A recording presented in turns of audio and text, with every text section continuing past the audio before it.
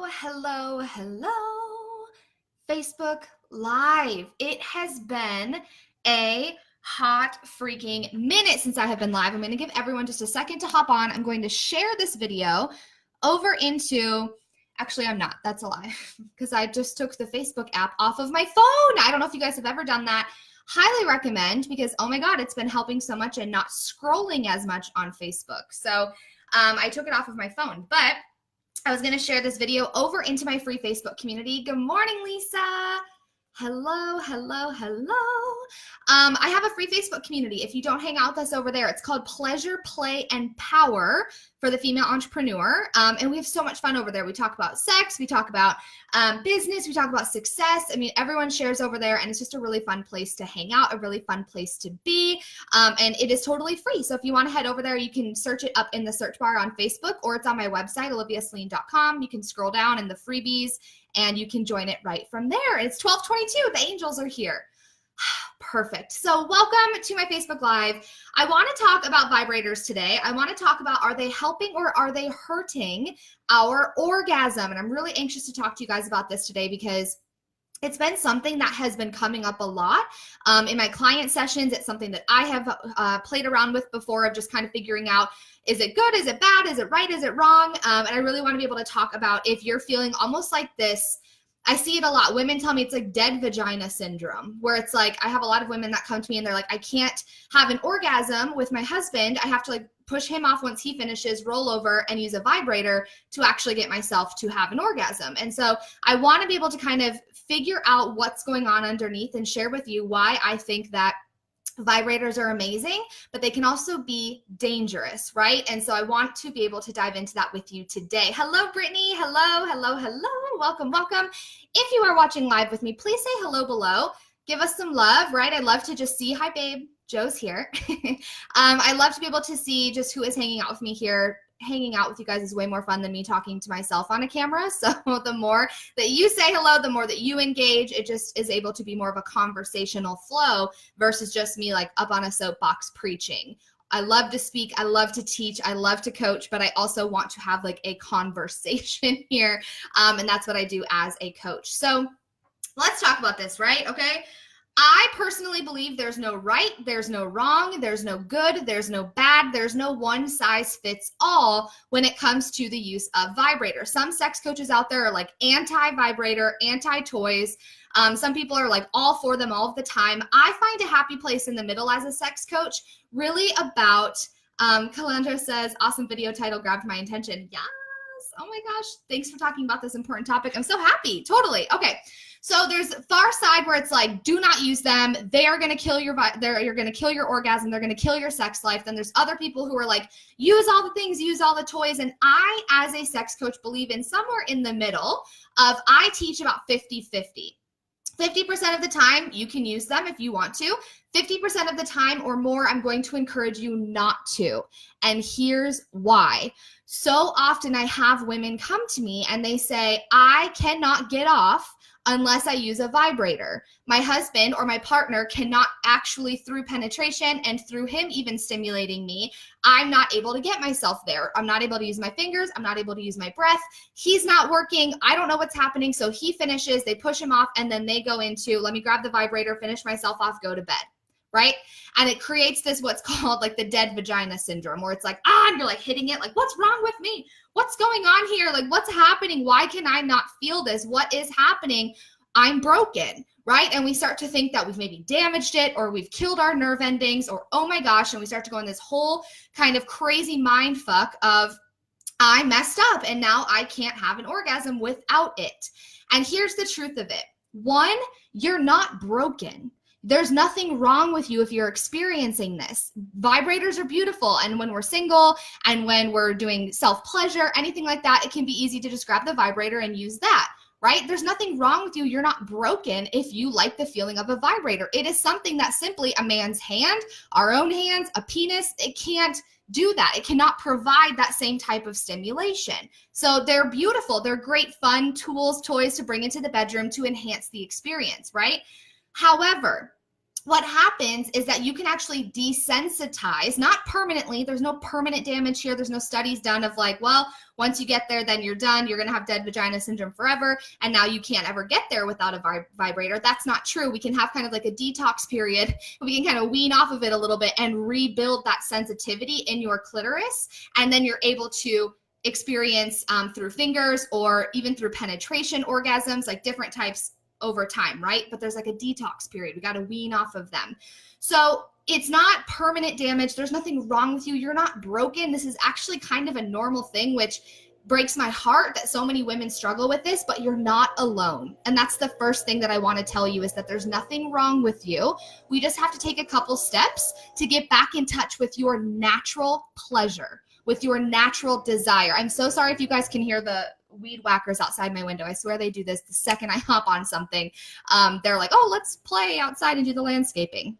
So there's no permanent damage. It's not like you're too far gone. It's not like there's something wrong with you or you're broken. What we're going to do is I'm going to give you 4 tips to start to wean off of the vibrator a little bit. And you can use it. I use a vibrator. I specifically like it, right? But I know that for me, I have to be really careful to not get almost addicted to that type of stimulation, because then I'm going to always need it. And maybe you don't experience this. Calandra's saying, I don't experience this. I've never heard of it. Super interesting. Hello, everyone just hopping on. Welcome to Facebook Live. So it's not everyone. This isn't everybody's thing, but do you guys remember that in Sex and the City when it happened to Samantha and she like tried to bring herself to orgasm through masturbation the entire day, and she was using like all these different toys and nothing was working? And that's when it was like, oh my gosh, like I'm orgasmed out. Like there's something wrong with me. And we go into this whole tailspin. It's just something that happens to some people, and there's nothing wrong with you. We just have to wean off. So number 1, I want you to take either a 2-week break, take like 2 weeks off of self-pleasuring or in sex and not using a vibrator. Now, this means you may not have an orgasm for a little bit. And guess what? That's okay. That is okay. What if sex isn't, or self-pleasure isn't all about the orgasm, the elusive orgasm, the one like moment of like finishing, full release, full letting go, full getting rid of all of the excess energy, and instead we have sex to connect, or we self-pleasure to feel connected to our bodies. We do it to feel pleasure. We do it to feel desire and intimacy and closeness with a partner or with ourselves. What if it's okay that we don't have the one end all be all expectation, put all of the pressure on the orgasm, right? The finishing, the like grand finale. And instead for 2 weeks, no vibrator, you just start to connect with your partner and connect with yourself, your hands, simple touch, right? Like the book Slow Sex, she talks about it. And she's like, it's literally like stroking the left quadrant of the upper left-hand side of the clitoris, just with your finger. Just with this finger. That's it. And getting back into the simplicity of sex, the simplicity of sensation, the simplicity of pleasure, the simplicity of desire, and just really anchoring into and grounding into that without needing an extra tool, right? What did we do before vibrators? We just used our hands, right? Or we used our partner's cock, right? That we used different things, but it had nothing to do with an extra tool. You have everything within you to have an orgasm exactly as you are. But what happens, or can happen, again, not for everyone, this is not a one size fits all, but if you relate to this, it's like we almost need external things. We need toys, we need vibrators, we need the music right, we need the candles, we need all of these things. And while those are great, I'm all about an ambiance. Give me the ambiance. Here for it as a sensual blueprint. I love the ambiance.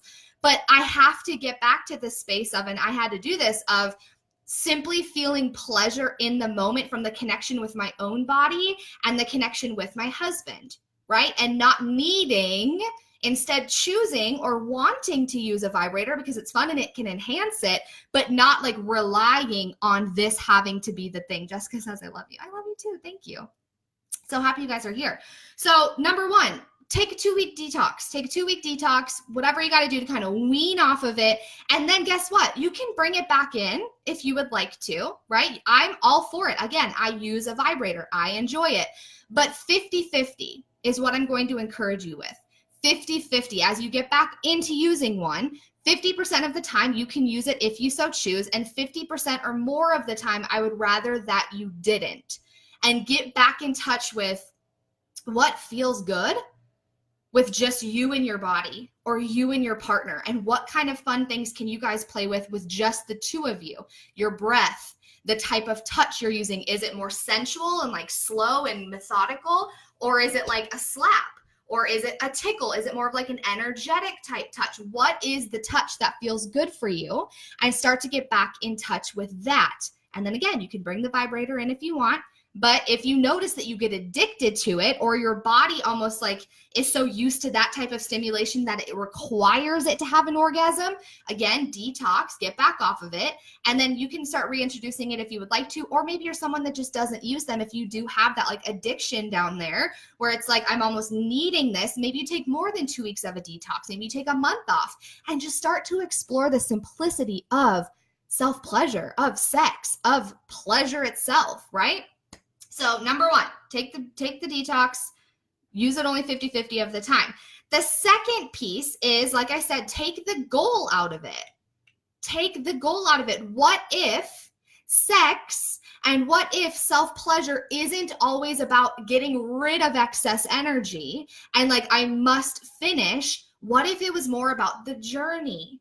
What if the orgasm could be experienced throughout the entire process? What if we get out of our heads and we get out of the idea of all this pressure that we're putting on ourselves, where we're like, I have to force or manipulate or control an orgasm, versus how can I let this happen organically? And if it happens, it happens. And if it doesn't, it doesn't. And that doesn't mean anything bad about me. And it doesn't mean anything bad about my partner. It just means, what if sex is more about the process? And orgasm really is, the definition of an orgasm isn't the climax. We very much so limited it in our day in society. Orgasm is the ability to receive and respond to pleasure. What if an orgasm is felt throughout the entire sexual encounter, the entire sexual experience? You're aroused, right? You're turned on, and you start to have foreplay, right? And it's 15, 20, 30 minutes of it versus just like in and out, get it done, off the to-do list, check, check, check. That type of sex can be fun too. Absolutely. I'm not judging it by any means.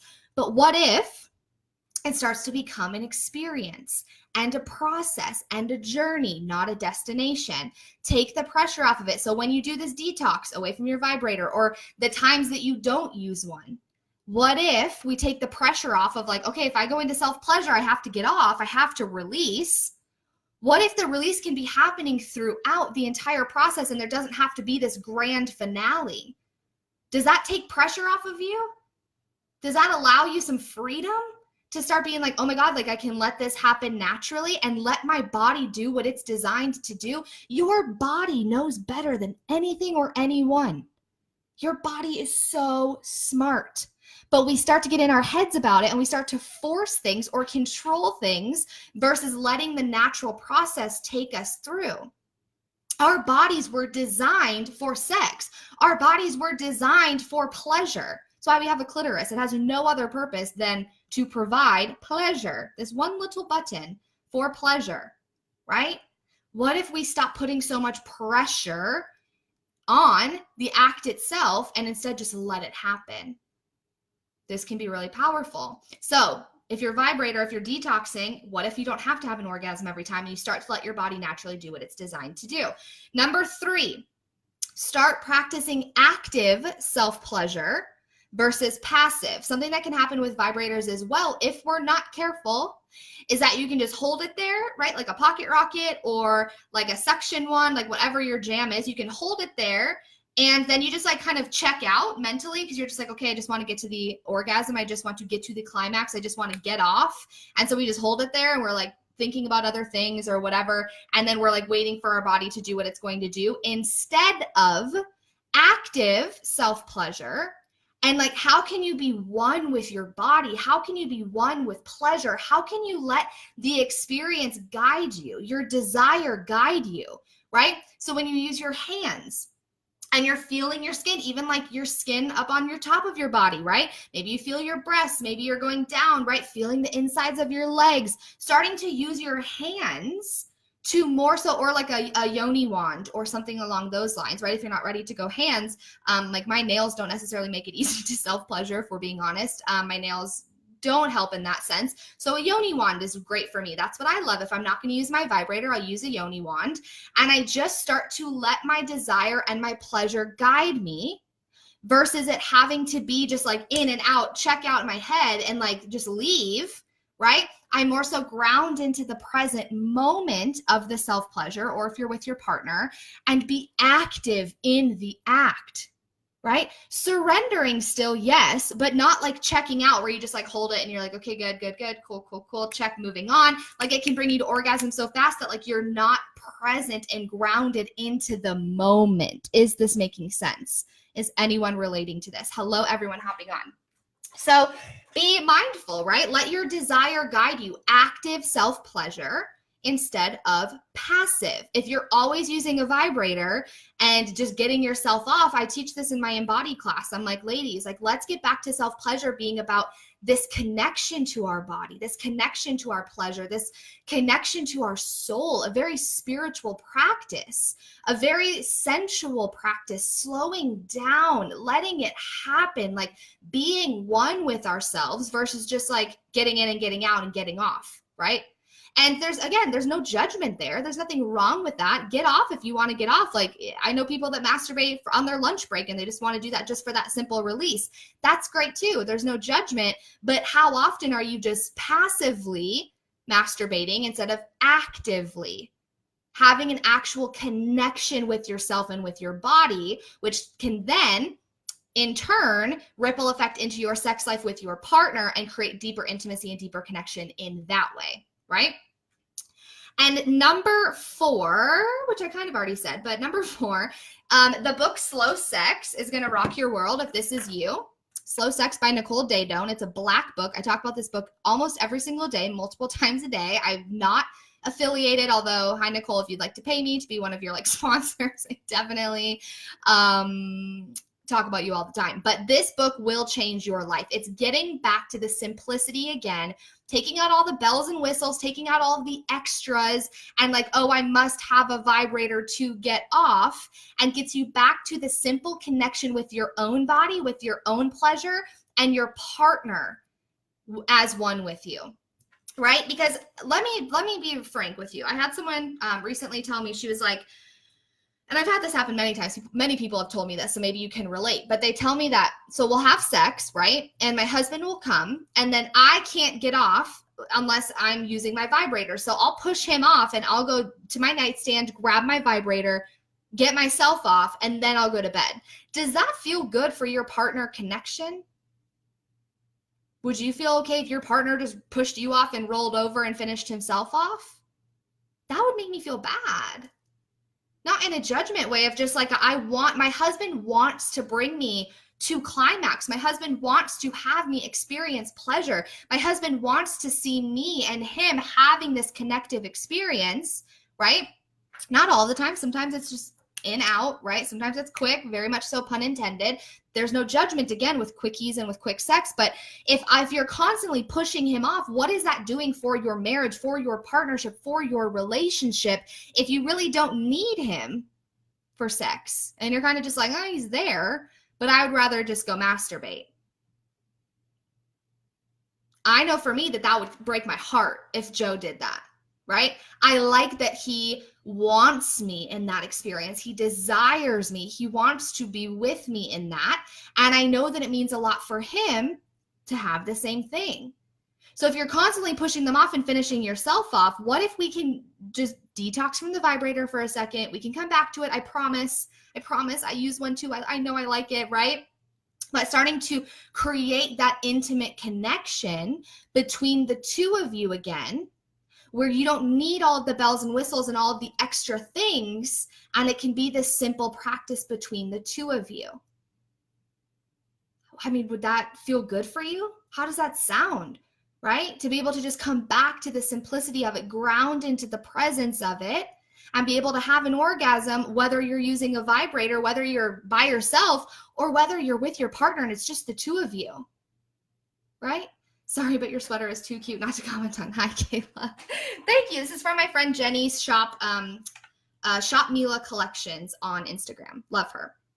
So just be mindful. So there's no science, again, stating that your vibrator is causing permanent damage, right? And I really don't believe that it is. This is not like the fear, like mongering of like, oh, your vibrator is going to kill you, right? It's not about that. It really is about if you rely on it and if you need it and if you're desensitizing your pleasure by constantly needing something that hands and a cock can't do, right? Then is that creating disconnection from you and your orgasm, from you and your body? Is it hurting your orgasm, or is it creating connection between you and your partner, right? It's just being so mindful. Again, it's all about, does it feel good for you? And not just does it feel good for you in the terms of the vibrator, but does your orgasm feel good for you? Is it happening organically? Is it happening naturally? Because it's meant to. We can have all types of orgasms. We can have multiple orgasms in the exact same sexual experience. The opportunities are limitless. But when we start to rely on things outside of ourselves and we get disconnected from our own pleasure and our own simplicity of our roadmap, it can be dangerous. So just be mindful. Again, I love my vibrator, but if you have dead vagina syndrome, or if you feel like I'm not able to do it unless I use that, then maybe it's time to wean off a little bit. And again, my number one tip is 50-50. At least 50% of the time, don't use it. And then the other 50% of the time, go for it.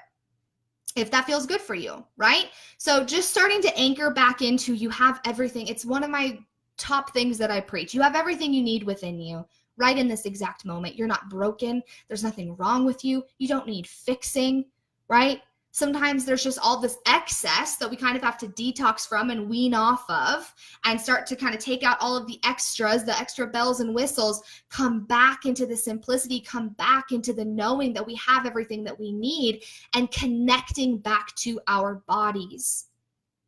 Right? Like I said yesterday, I put up a quote and I said, your desire for sex is directly reflective of how connected you are with yourself. If you're self-pleasuring, or if you're, getting off just to simply like get off and you're disconnected from your body and you're in your head and you're kind of out in the clouds over there and you're not really in the moment, that's going to show up in other areas of your life. So while yes, I'm all for it, get off, girl, get your things, like whatever you need, you can have it. Absolutely, no judgment, but just make sure that there is self-pleasure and there is sex with your partner or with others that is for that connective experience as well. Connecting to your own body, connecting to your partner and the intimacy that you're creating, the closeness you're creating between the two of you. And if a vibrator helps that, cool. But what if it isn't always needed? And just playing around with that. Play around with the possibility of like, what if you have all of these, like, which I truly believe this, but you have to believe it too. What if you have this limitlessness of orgasms within you, but you're not trusting yourself? You're not grounding into the presence. You're not surrendering. We're always needing something else to get there. I'm going to leave you with that thought. Okay? So I hope that this was helpful. Let me know in the comments below. Let me know if you have questions. If you're feeling like, what the fuck, Olivia, please let me know. I'm here for you. I'm supporting you. There's so much goodness here, so much freaking goodness. I'm super excited for you to see how this helps and answer any questions that you might have on it as well. And thank you for hanging out with me. I know it's been a minute since I've gone live on Facebook, but I'm back, bitches. That's how I feel. I feel like I have to say that a lot, but I'm back. I'm here. And if you did miss, P.S., if you missed the masterclasses, the How to Have Drunk Sex Sober and the Aroused Masterclass to learning your sexual turn-ons and turn-offs, I do have them available on my website now for purchase. You can get the replays. They get them for a lifetime, both audio and video, and you can dive into more of this if you're not ready to go into one-on-one or group work yet and you're kind of wanting to do things on your own. This is a beautiful place to start. So thank you guys for being here with me today. I adore you. I love you. Have the most incredible Monday. I will talk with you guys soon about more juicy things. If you do have specific questions you want me to cover on future lives or in future masterclasses, feel free to shoot them over. I do kind of keep a log of them so that I can always have content to be creating for you that will speak to as many people as are needing this exact subject. So have the most beautiful day, and I will talk with you guys soon.